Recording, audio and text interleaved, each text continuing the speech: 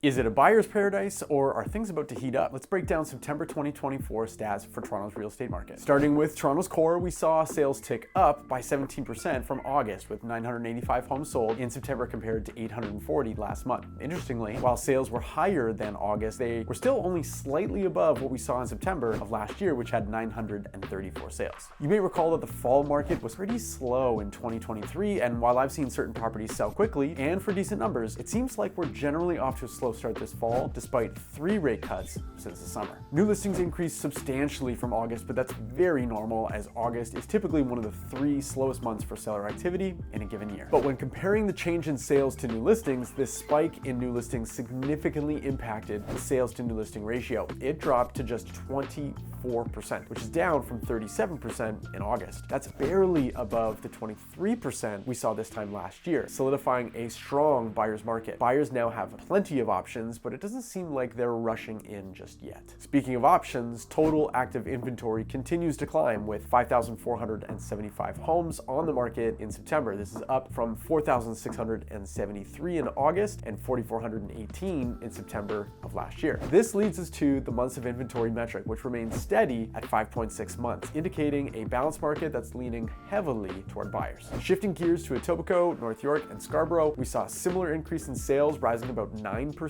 from August to September, with 858 homes sold. That's virtually unchanged year over year from the 851 homes sold last September. New listings, like in the core, saw a big jump up to 3,215 from 2,132 in August, which is a 51% increase. Year over year, new listings were up 13% from 2,847 in September of last year. The sales to new listing ratio followed the same pattern as the core, falling to 27% in September from 37% in August, and it's also lower than the 30% we saw in September of 2023. Total active inventory grew to 4,189 from 3,703 in August, a significant rise compared to the 3,006 active listings this time last year. And months of inventory edged up to 4.9 from 4.7 months in August, and is now well above the 3.5 months we saw last year. Now, here's the wild card. There's very likely a Bank of Canada rate cut coming at the end of October. What does that mean for the market? Cheaper borrowing could spark more buyer activity, particularly for those who have been sitting on the sidelines. If that happens, we may see demand pick up, especially as we head into the late fall market. However, the impact won't be immediate. With the amount of active inventory on the market and months of inventory already sitting at high levels, buyers still have plenty of options. It's very possible we could see a short-term burst of activity, especially for well-priced homes, but the supply-demand imbalance may take some time to correct. That said, this is something to watch closely, especially for sellers who might be considering listing before buyer activity ramps up. For now, it's clear that we're still in a buyer's market, but with a potential rate cut on the horizon, the landscape could shift before year end. Stay tuned. I'll keep you updated as we move through what's shaping up to be an interesting fall. I'm Harnish, Toronto Real Estate Navigator with Bosley Real Estate. Thank you so much for your time. I appreciate you watching. If you're catching this on YouTube, please feel free to like this video, hit the bell, subscribe to the channel so you don't miss any upcoming content.